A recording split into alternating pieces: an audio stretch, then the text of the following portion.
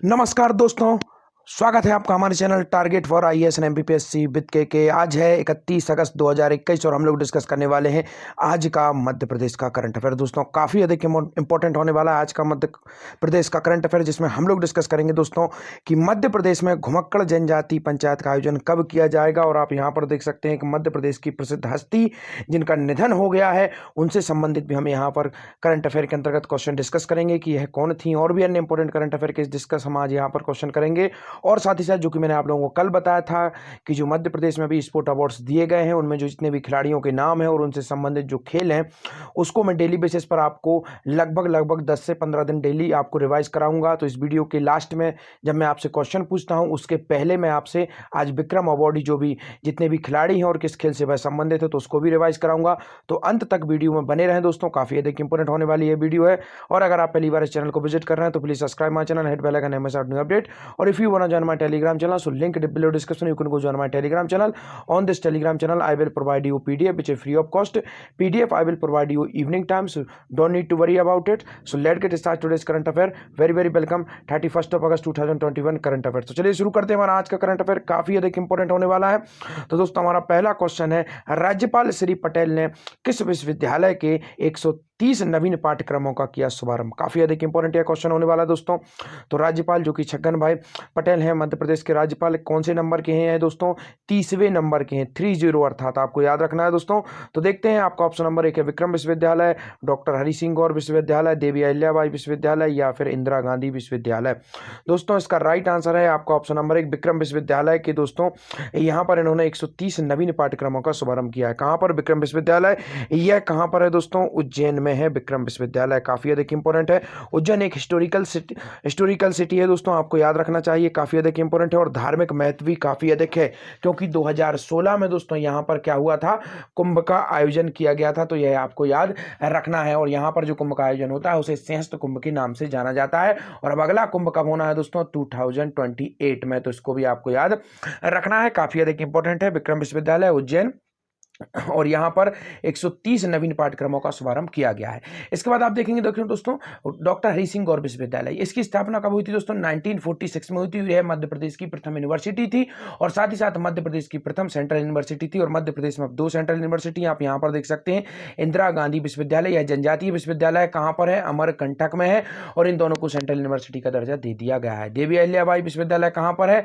इसका जवाब आप लोग देंगे, काफी ईजी है, आई होप आप लोग जरूर इसका आंसर देंगे। तो चलिए आइए देखते हैं क्या है पूरी न्यूज, उसको हम डिस्कस करते हैं। राज्यपाल श्री पटेल ने विक्रम विश्वविद्यालय के 130 नवीन पाठ्यक्रमों का शुभारंभ किया। श्री कृष्ण की शिक्षा स्थली, तो आपको मालूम होना चाहिए दोस्तों यहां पर भगवान कृष्ण की शिक्षा स्थली है और यहीं पर संदीपनी आश्रम है। क्या नाम है दोस्तों? संदीपनी आश्रम। इस तरीके की जितने भी जो धार्मिक स्थल हैं उनमें कौन कौन से प्रमुख स्थान, उन सबको आपको याद रखना जरूरी है क्योंकि एमपीपीएससी में सीधा सिलेबस में दिया गया है प्री में मध्य प्रदेश के प्रमुख धार्मिक एवं पर्यटक स्थल। तो यह धार्मिक स्थल भी है और पर्यटक स्थल भी है। तो उज्जैन में संदीपनी आश्रम है दोस्तों, यहीं पर कालिया देह भी है, तो इसको भी आपको याद रखना। और यहां पर दोस्तों उज्जैन का ताजमहल किसे कहा जाता है दोस्तों? बोरो के रोजा को। किसको कहा जाता है? बोरो के रोजा को दोस्तों तो उज्जैन का ताजमहल कहा जाता है। और यहीं पर क्या है दोस्तों? रूमी का मकबरा भी यहीं पर है, उज्जैन में है दोस्तों। और अभी जो एक एमपीपीएससी ने भी क्वेश्चन पूछा था दोस्तों, कौन सा क्वेश्चन पूछा था इसका जवाब आप लोग देंगे, काफी इजी क्वेश्चन है और उस समय कठिन था परंतु अब सबको मालूम हो गया, तो आई होप आप लोग जरूर देंगे इसका आंसर। तो देखते हैं, राज्यपाल महोदय ने कहा कि सभी प्रयास करेंगे भारत पुनः विश्व गुरु कहलाएगा। राज्यपाल श्री मंगूभाई पटेल ने विक्रम कीर्ति मंदिर में विक्रम विश्वविद्यालय के 130 नवीन पाठ्यक्रमों का शुभारंभ किया। राज्यपाल श्री पटेल ने कहा कि विश्वविद्यालय में एक साथ 130 से अधिक नवीन पाठ्यक्रम शुरू होने जा रहे हैं। इन्हें मिलाकर अब कुल 180 पाठ्यक्रम हो जाएंगे। नवीन पाठ्यक्रम युवाओं को भविष्य में नवीन ऊंचाइयों पर लेकर जाएंगे। तो दिस इज वेरी इंपॉर्टेंट। तो चलिए देखते हैं नेक्स्ट क्वेश्चन।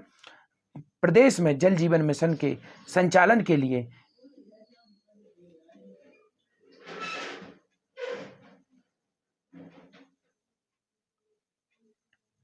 प्रदेश में जल जीवन मिशन के संचालन के लिए किसकी अध्यक्षता में राज्य जल एवं स्वच्छता मिशन की स्थापना की जाएगी। This is very very important दोस्तों। तो जल जीवन मिशन मैंने आप लोगों को बताया था, काफी अधिक इंपॉर्टेंट है, जल जीवन मिशन होने वाला है और इसका डिस्कशन बार बार मैं कर रहा हूं दोस्तों, आपको मालूम होना चाहिए। इसी तरीके से मैंने रीवा जो सौर परियोजना है, ओमकारेश्वर सौर परियोजना को मैं बार बार आपसे कहता हूं, इसी तरीका का यह जल जीवन मिशन है दोस्तों, और इसके क्रियान्वयन में हमारा मध्य प्रदेश नंबर 1 बना है। और अभी मैंने आप लोगों को बताया था कुछ समय पहले कि जो लेबोरेटरीज हैं, जो लैब है, आपका जो पानी का परीक्षण करने वाली लैब है, उसके क्रियान्वयन में भी हमारा मध्य प्रदेश नंबर 1 रहा है। और जल जीवन मिशन के अंतर्गत दोस्तों इसको संचालन के लिए किसकी अध्यक्षता में राज्य जल एवं स्वच्छ मिशन की स्थापना की जाएगी। तो आपका ऑप्शन नंबर 1 है मुख्य सचिव, मुख्यमंत्री, राज्यपाल या फिर इनमें से कोई नहीं। तो इसका राइट आंसर है आपका ऑप्शन नंबर 1 मुख्य सचिव की अध्यक्षता में दोस्तों राष्ट्रीय जो जल प्रदेश का जो जल जीवन मिशन है, इसके संचालन के लिए कौन अध्यक्षता करेंगे दोस्तों? मुख्य सचिव। मध्य प्रदेश के मुख्य सचिव कौन है दोस्तों? इकबाल सिंह वैश्य मध्य प्रदेश के दोस्तों मुख्य सचिव हैं। 33वें नंबर के यह मुख्य सचिव हैं। So this is again important fact that we should remember. तो यह 33वें नंबर के मुख्य सचिव हैं, इकबाल सिंह वैश्य मध्य प्रदेश के। तो यह आपको याद रखना। और इन्होंने अपना कार्यभार कब संभाला था दोस्तों? 24 मार्च को, याद रखिए, काफी अधिक इंपॉर्टेंट है। 2020 को इन्होंने अपना कार्यभार संभाला था। तो this is very very important, हमें याद रखना है दोस्तों। चलिए फटाफट देखते हैं। हर स्तर पर समितियां गठित होंगी दोस्तों, देखते हैं कौन से स्तर पर कौन किस समिति का अध्यक्ष होगा। तो यहां पर मैं हाईलाइट करता जाऊंगा। प्रदेश में जल जीवन मिशन के संचालन के लिए मुख्य सचिव की अध्यक्षता में दोस्तों क्या होगा? राज्य स्तरीय पर होगी।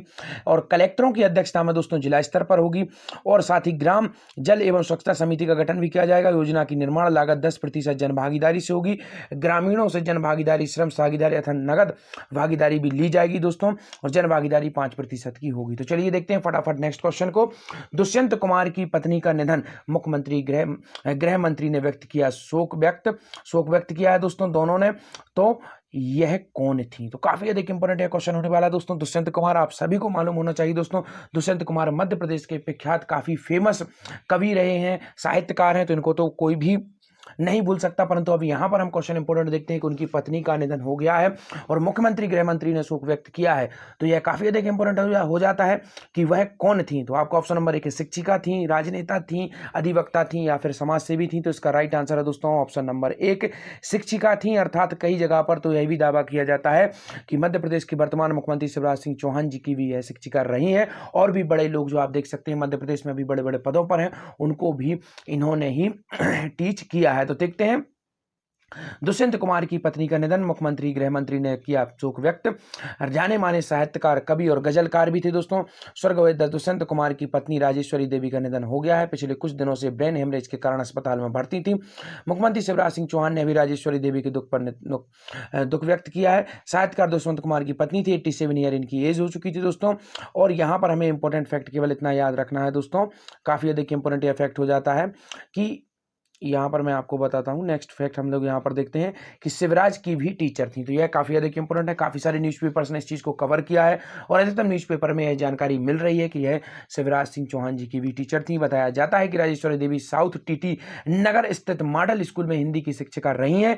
इसी स्कूल में शिवराज सिंह चौहान समेत कई बड़ी हस्तियां भी पढ़ाई कर चुकी हैं। राजेश्वरी देवी शिवराज सिंह की भी टीचर रही हैं। दुष्यंत कुमार का जन्म राजपुर नवादा में 1 सितंबर 1933 को हुआ था। तो यह भी आपको याद रखना है, काफी अधिक इंपॉर्टेंट हो जाता है। चर्चा हुई है कवियों की, तो फटाफट से आपको कवि रिवाइज करा देता हूं। मध्य प्रदेश के प्राचीनतम कवि कौन कौन से हैं दोस्तों? सबसे पहले आपको याद रखना है कालिदास। याद रखिए, काफी अधिक इंपॉर्टेंट फैक्ट है दोस्तों। तो कालिदास मध्य प्रदेश के सबसे प्राचीन है। इसके बाद आप देखेंगे भावभूति भी काफी अधिक इंपॉर्टेंट है, यह भी आपके प्राचीन है। इसके बाद आप देखेंगे दोस्तों बनांचल केसरी किसे कहा जाता है? बनांचल केसरी किसे कहा जाता है? साहित्य का दोस्तों नाम क्या है इनका? बाण भट्ट को कहा जाता है। तो यह भी आपको याद रखना है, काफी अधिक इंपॉर्टेंट है। और मध्य प्रदेश में आपको याद होना चाहिए दोस्तों मिल्टन। याद रखिए, क्या बोलते हैं? मिल्टन। यानी किसे मिल्टन की उपाधि दी गई है? किस कवि को? भावभूति को मिल्टन की उपाधि दी गई है। तो यह भी आपको याद रखना है दोस्तों। केशव काफी इंपॉर्टेंट यह कवि रहे, मध्यकालीन यह कवि रहे दोस्तों।